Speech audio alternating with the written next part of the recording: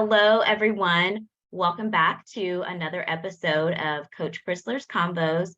Today, it's going to be a little bit different because I have Dr. O here, and she is going to talk to us about HBOT, which she's going to explain what that is. But first, I just want to say welcome, Dr. O. So excited to have you on the show. Thank you, Coach Krisler.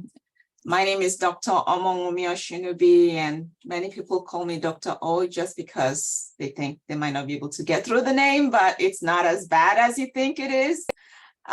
So if you want to get through the name, try Osh Gosh Be Gosh, and then Osinubi becomes really easy for you to pronounce. Okay. Well, thank you so much. So let's start off by finding out a little bit about you. Tell us where you're from and what you do. All right. Yeah. So I actually grew up in Nigeria, in a country in Africa, and went to medical school there. And then I trained in the UK, in the United Kingdom, as an anesthesiologist, and then came to the United States, where I completed my training in anesthesiology. And then when I went into Occupational and Environmental Medicine, which is really a subspecialty where we evaluate the impact of exposures, whether it's due to your work exposure or your environmental exposure on human health and disease. And as I got more and more into that specialty, I realized that, a lot of the conditions that people have are related to the workplace. But then many of these toxicant exposures actually affect basic physiology in the body, resulting in chronic illness. And that's how I started to get involved in functional medicine, understanding the root causes of illness. So that's how I kind of have my career has actually morphed, going through multiple specialties. And now I just kind of combine all of that experience in helping people feel better, perform better, look better. Yeah, that's awesome. It's very interesting that you work in that environmental and occupational health realm, because we don't tend to hear a lot about how our environment affects our health and how what we do and all of that really affects our health. So it's really interesting that that's the direction that you headed. So what's something that you find people don't know very much about when it comes to environmental and occupational health? Is there something that's kind of top of the list? Well, first of all, what a lot of people don't know is that most of their doctors didn't get much training about the impact of the environment on their health. So your doctor doesn't even know to ask the right questions.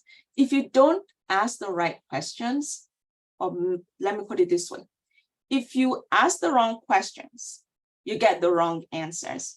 If you don't ask the right questions, you have no chance of getting the right answer, right? Mm-hmm.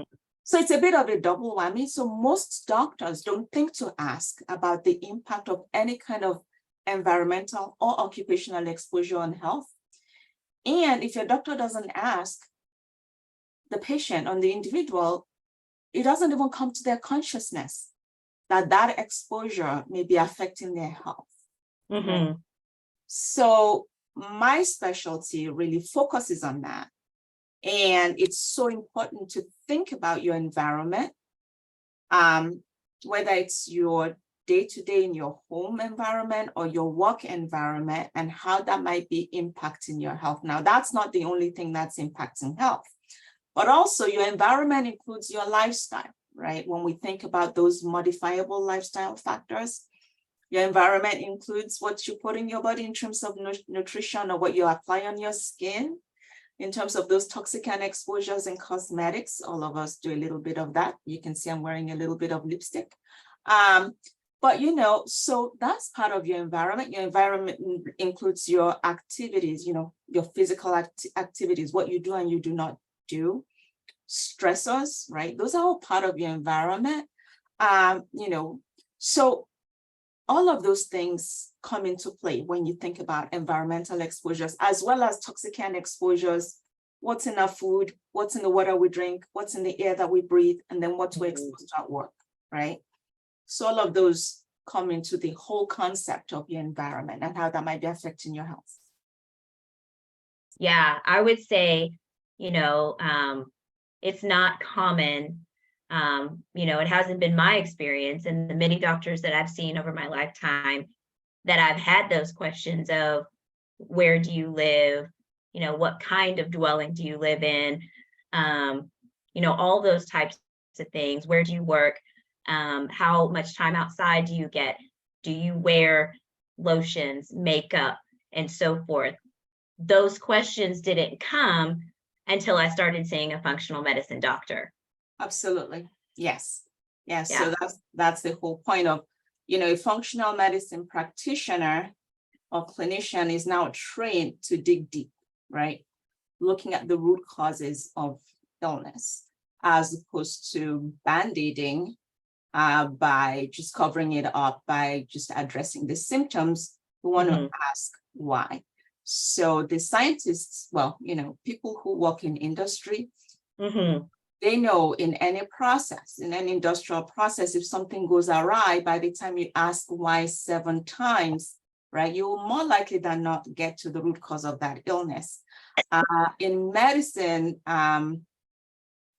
not many people ask why multiple times, let alone 7 times, right? So yeah, I think that's a process improvement that we can all undertake as we have that one-on-one conversation with our providers. Yeah. Yeah. When you were saying that, it made me think of the 5-year-old who's so inquisitive. It's like, why, mommy? Well, why? Well, why? It's like, we need to be doing that for ourselves, right? Asking our doctors, our medical providers why, but also on the flip side, the providers also asking. And that continuous curiosity helps us get to the root cause. Exactly. And, the whole concept of science, at least in the origins of science, was based on that curiosity, asking why multiple times, querying our own assumptions, querying what we have held to be true, and asking questions, right? That has led to improvements over time. And it's really important for us not to lose that. Yeah, we want to make sure that we retain that curiosity and not give the blanket statement that I generally would give to my kids. It's like, because mommy said so, don't ask me again, right? Right. Right. Cop out when we don't know, or we just don't want to take the pains, to actually explain what's going on, right? But we all deserve better than that. We deserve better than that as a community. Yeah, absolutely. So let's talk about digging deeper and get into talking about oxygen and the importance of that. So first, I guess, let's just talk about what oxygen is in terms of why we need it in our body and what it does. Right. So we know that oxygen is essential to life, right? Okay, so the air that we breathe has 21% oxygen. If we didn't need it, it would not be there. The reason why we need it is because we need it for life.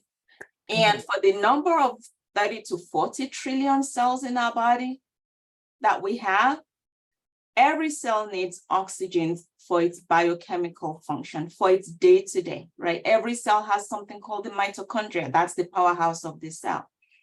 That mitochondria needs oxygen as fuel to produce ATP, or adenosine triphosphate. That is the currency of the cell. Just like you go to the store and you use your dollar to pay for goods and services, ATP is what the cell uses to produce energy. That energy is needed for multiple processes in the body. It's needed for growth, it's needed for repair, it's needed for regeneration. If something is awry with the oxygen supply, right? If we do not have enough oxygen in the cell, that cell is going to go into distress. Just like when there's more money than money at the end of the month, we all have this kind of distressing conversation. I don't know what I'm going to do. So those cells are having, I don't know what I'm going to do conversations every day if there is not enough oxygen to supply its day-to-day needs, right? Mm. So oxygen is critical for cell function. And if there is a reduction in oxygen supply, especially if it's done acutely, like cutting off oxygen supply in the short term completely, it results in massive problems, right? You've heard of people having a stroke. That's because blood didn't get to a part of the brain, blood flow is cut off, there is no oxygen to the brain, that part of the brain shuts down or it's dead. Or in the worst case scenario, there's death, right? You've heard of cardiac arrest, so people just, collapsing because of lack of oxygen supply to vital organs. That's in the most dramatic sense, right? We pray that doesn't happen to anyone that we know, but we know it happens, and the medical teams that comes around to kind of restore circulation and blood and oxygen to the brain. You need your blood cells to carry that oxygen to the brain, right? But in chronic situations, what generally tends to happen is that for a variety of reasons, you have reduction of oxygen supply to different tissues, not acutely or drastically, but slowly and subtly, right? And so those cells are chronically starved for oxygen, whether it's the heart, whether it's the liver, whether it's the brain, or any other tissue where there's a reduction in oxygen supply for a variety of reasons, whether it's due to inflammation or infections or whatever it is. And then the body then starts to do things to kind of compensate, like what we would do if money was falling a little short, but maybe we're not behind on the rent, but we're behind on the energy bills, or we're behind on, this, that, and the other. So the body tries to compensate, right? But then it's not functioning optimally. And then people start to have symptoms. They start to have chronic health issues, headache, chronic inflammation, whether it's the joint, wherever it is, right? Depending on the organ or the system, then they start to manifest symptoms, and then they generally don't feel well. So the bottom line is that the cell is not getting enough energy to either repair, regenerate, or to grow. And that's where a lot of chronic illnesses come from. It's interesting because I don't think, people would think, well, I'm not getting enough oxygen, right? That's why I have a headache. I'm not, my cells aren't getting enough oxygen, and so that's why I'm having this pain or what have you. That's not really what we have heard of. That's not what people talk about. So why do you think that is, that is something that kind of eludes the conversation? We don't really hear about that. Well, so the typical thing that happens is when somebody has a headache, what do? You reach out for, your favorite painkiller or anti-inflammatory. I'm not going to use any pharmaceutical names here, but in general, so the thing is, nobody has asked, why do I have a headache? It's because I'm dehydrated. And if I'm dehydrated, I'm not getting enough blood supply to the brain and you need the red blood cells carry the oxygen to the brain, right? To give it what it needs, right? Maybe that's part of the reason why that headache is going on. Is it because there's something else that's causing neuroinflammation? Right? And anytime there's inflammation, there's swelling. Once there's swelling, right, the tiny blood vessels that supply that area of the brain with oxygen get squished. So you're getting not enough oxygen in that place. And then you're getting a lot of the metabolites that are accumulating there. And so the whole place just becomes now an area where, the tissue feels like it's in trouble. And the way the tissue is telling it's in trouble is by giving you those signals, like a headache, or like an injury to the leg, for example, a sprained ankle, right? It's swollen, it's painful, there's not enough oxygen supply to the tissues. And they're like, oh, I need my oxygen. And I'm putting out all these these metabolites to let you know this area of your body is in trouble. You need to do something about it. Right? You want to reduce the swelling so that, you want to stop stressing it so that you can get enough blood supply for oxygen to get in there for the tissues to repair. So that's the reason why it is so, and no pun intended, that's the reason why it's so important to ask why. Yeah. Why am I having these symptoms? Rather than, oh, my leg hurts, go take this medication. Well, medications are helpful to reduce symptoms because when you're in pain, you don't function really well. But then we go back and ask, why? Why did that happen? And what can I do to prevent it going forward, right? Yeah, so back to that curiosity, back to digging in and getting to the root cause and asking why is really, really important. And I think also there is, something to be said of recognizing that pain is not normal, right? There are things that maybe have become common in our day-to-day lives and we've normalized them. But just because something is common doesn't mean it's normal, right? As you said, it's a signal telling us something's going on. Maybe we need to look into this. Absolutely. So there are some people that struggle with chronic pain for a very long time. And that chronic pain could be specific, maybe because they have what we call degeneration of the joint, or some people just have widespread muscle pain that we call fibromyalgia, right? For them, that has become their norm on a day-to-day.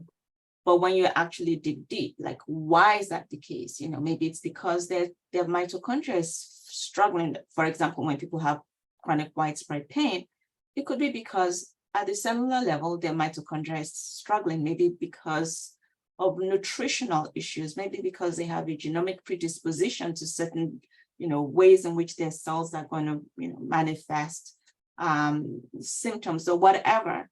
So we have to go through, and that's the reason why I love the functional medicine approach, looking at the different nodes of physiology. We look at the digestion, we look at energy, we look at biotransformation, we look at transport, we look at hormone, we look at structural integrity, right? We look at immune function. What went wrong, or which areas, is the body challenged by, and then addressing each one of those areas gives you at least a fighting chance of getting that body back in balance. The whole thing about the body is really bringing it back in balance for optimal function. That's the goal, Yeah. So good. Okay, so let's talk about the hyperbaric oxygen therapy. And so first, tell everybody what that is. Okay, so hyperbaric oxygen it's a technology that has been used really before the 1900s. You wouldn't believe it. All right. Yeah. Okay. Basically, it's based on the law of nature. There's something called Henry's law, right? We learned that in high school. That when you pressurize a chamber that has liquid in it, and it also has air or oxygen in it, when you put it under pressure, what's going to happen is that more of that gas, whether it's oxygen or any other gas that it is, it's going to dissolve more in the liquid, right? So applying that to the body, or hyperbaric oxygen treatment, or hyperbaric even air therapy, when you put an individual in a chamber and you put that chamber under pressure above the usual at sea level, just like if you're diving, when you do deep sea diving, right? The water pressurizes that individual, right? That is pressure, right? So if you simulate that and put that person in a chamber under pressure, what's going to happen is that the air that person breathes in, whether it's air or oxygen enriched air, it's going to dissolve more in the liquid of the blood than without that pressure. So normally our red blood cells are, that's the material, the red blood cell that carries oxygen throughout our body, right? That's the sole job of the red blood cell.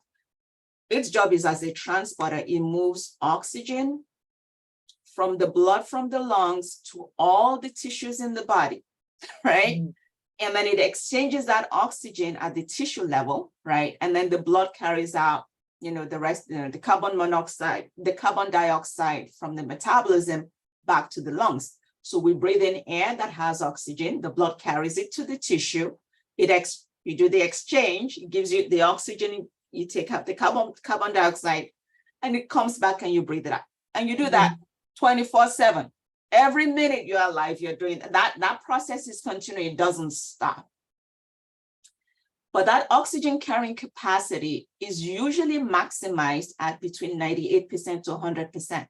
That's why when they put the pulse oximeter up on your finger and it goes, oh, it's 97%, it's 98%, it's 100, you want it to be 100%. If it's below 90, it's not a pass map, like you're in trouble. Like 99% is no pass for oxygen saturation. We all know that, right? With COVID, we all have learned that. But at any rate, that red blood cell cannot carry more than 100%.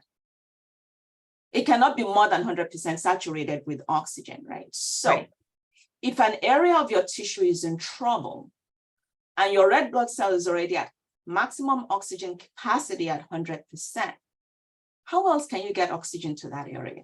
Because you're already maxed out. If you've maxed out your credit card at the end of the month, right? The only way you can get more money to pay that debt is to have more money coming in. You cannot pay that debt with another card that you've already maxed out on, right? So you can shuffle all the credit cards all you want. If they're all maxed out, they're maxed out. They're no good to you. Mm-hmm. So how do we then increase this oxygen carrying capacity when we've maxed out on our red blood cells? Well, if you dissolve more oxygen in the plasma, in the liquid of the blood, ooh, you just got a brand new credit card that's now maxed out, that now gives you buying power. So in the same vein, that plasma now gives you an oxygen-rich fluid that can now go all over the body and saturate the body with this new currency, this new oxygen, which is the currency that you need for energy production. So when you pressurize the body, more oxygen is dissolved in the liquid, the plasma. Mm-hmm. And then that carries it to everywhere in the body. And the beauty about the liquid is that, like the red blood cell, that for the tiny blood vessels that might be clogged for various reasons, maybe it's swelling, maybe it's plaque, the liquid can actually bypass areas where there's constriction, where red blood cells cannot go. Interesting. Mm-hmm. Because if you remember, like those tiny blood vessels, sometimes their diameter is just like one red blood cell wide. Mm-hmm. And there are times when, because of swelling or whatever, red blood cells can't even get there. But now the liquid, it doesn't have that size restriction. So it can actually bypass some of those areas of restriction and then carry oxygen supply to that area. Wow, that's awesome. Yes. Wow, amazing. So that's the technology of hyperbaric oxygen treatment in a nutshell. Okay. Mm-hmm. Now it's very simplistic, but if something gets too complicated, then you really have to ask, does this thing really make sense, right? So because the human body on the whole, even though it's complex, it's still relatively simple to kind of understand those principles. So that's the basic principle of hyperbaric oxygen treatment. Wow, that is so, so cool. So we have this ability then to use this pressurized chamber in order to increase the amount of oxygen in the plasma, right? Because the red blood cells, even though they may be at 100%, they can't carry anymore. So the plasma now can have be enriched as well and help do the job that the red blood cell may not be able to get to or deal with. So yeah, that is so, so awesome. And like you said, I mean, it's simple, right? But how cool is that we have this technology that can be used to help so many people? Because as you said, we all have the cells, we all have the mitochondria, we all need for them to be functioning at their best in order to be our best.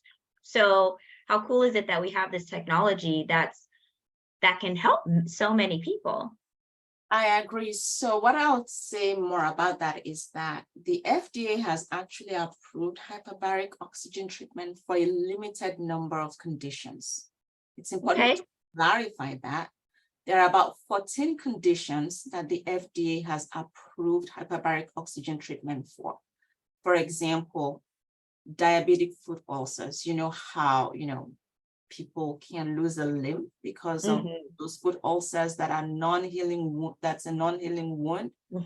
That's something that this, the CMS, or the Center for Medicare Services, has actually approved hyperbaric oxygen treatment for. So this is not snake oil medicine. This is not like unapproved per se, but the specific conditions that the FDA has approved it for. Only 14 of them, something like pulmonary embolism, something like sudden sensory neural ear loss, for example, right? Very severe anemia, right? So it's been approved for those limited conditions. What I'm talking about now is outside of those approvals. So we cannot make health claims because the FDA has not approved hyperbaric oxygen treatment for many other conditions that it's being used for off-label. So it's very important to clarify that there are other off-label uses of hyperbaric oxygen treatment, right? That's based on physiological principles, that's based on other people's experiences, not just in the United States, but in many other countries of the world where, people use this technology for different other conditions. But you have to be clear that those situations, they are not approved by the FDA, and that you have to be clear that it's an off-label use in those situations. Yes. Yeah. So how does one go about finding out about, HBOT, and, if it's even available anywhere near them? How do they get more information? Well, in this day of Dr. Google, there's nothing that's sacred, right? Or there's nothing that's hidden, pretty much. So I'm not saying that Dr. Google is always right, and I'm not necessarily saying that that's like your first go-to per se, but at least in terms of trying to find out, where in your local area you may have a facility that offers hyperbaric oxygen treatment, either for approved conditions or for non FDA approved conditions. You can Google your area and Google HBOT providers, and you'll see what comes up. What's really important to be sure that you find out is make sure that whichever facility that you go to, find out about, their training, in terms of whether or not they've taken any kind of courses or certification in HBOT, that you feel very comfortable about their safety procedures, because there's nothing that is completely without side effects. You want to make sure that you as an individual do not have any contraindications for hyperbaric oxygen treatment. And there's some that are absolute contraindications. So for example, I'll give you an example. If somebody has like a pneumothorax, right, but they have air in their lungs, you do not want to be in a chamber that's changing pressure, because that's the fastest way to actually cause major issues for someone who's had air in their chest, or even for some others, like situations like pregnancy. Anytime you have a pregnant person You want to be very careful if they have like lung disease, like a COPD or emphysema that could throw a bleb, and then that can be a problem, or even things like sinusitis or ear infections, because those pressure changes can be very uncomfortable. Like you're on the airplane and the plane is about to land and you have these kids screaming at the back of the plane. Why is that? It's because of the pressure changes, because they probably had an air infection and those pressure changes really make them uncomfortable. That can happen with hyperbaric oxygen treatment. So for someone who's considering this at all, first of all, you want to make sure that there is no contraindication, right? And then the other thing is, whatever condition it is that you are trying to address with hyperbaric oxygen treatment, is that something that there is research to support? That there is, other people have used it. There's research to say that it can be helpful, right? So it's really important that you go to a provider who really knows the literature, the data. Risk of fire is also for real, because, if you're using an oxygen enriched chamber, right? So if you're using 100% oxygen or something that's close to 100% oxygen, you want to make sure that they pay attention to all the issues about the risk of fire, making sure that you're not, you're not exposing yourself unnecessarily to that risk. So they're common sense, there are approaches to reduce all of those possibilities of things kind of going awry. That kind of treatment. Where can someone find the list of current FDA approved conditions? Is there a website they can go to? Do they just go to the FDA's website? How do they find that information? Yeah, there are many associations out there. Well, at least a couple of associations out there that have a website that list those FDA approved conditions. Usually those are done in hospitals, right? Hospital facilities that have hyperbaric oxygen chambers, and that's all they do. They will not do the non-approved conditions. It's usually, if you have a pulmonary embolism or severe burns or carbon monoxide poisoning, those kinds of things, they're usually in, specialized centers, or like where they have, big wound care facilities. Yeah, those ones would have those on their website. The big hospitals, some of them do have that. For the non-approved ones, non-approved FDA indications, then you basically just put in your zip code, type hyperbaric oxygen treatment, and then those will come. And many of those websites, even the ones that are, private facilities that do this for non-approved, many of their websites will list the ones that are CMS, FDA approved clinical indications, and they'll tell you that's what they are. And these are the other conditions that we treat, or we use hyperbaric oxygen treatment to support the healing journey of that individual, right? So that way you can kind of know where people are, what facility is doing what, and then you engage that provider in a conversation. They should be able to answer all of your questions, for them, if you have to feel comfortable with making sure that you get all the information that you need. Yeah, absolutely. Well, Dr. O, thank you so much for joining me. Thank you for all the great information.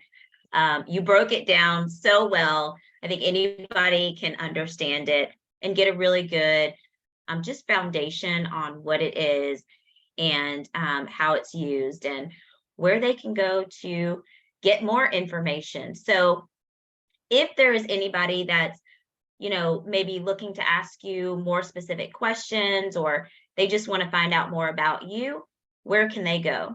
Right. Thank you so much, Coach Krisler. One thing I should say before I kind of tell them where they can find me is that there are many conditions that are currently not FDA approved, but there is a lot of data, right, in terms of where people can find support and how HBOT can help their healing journey.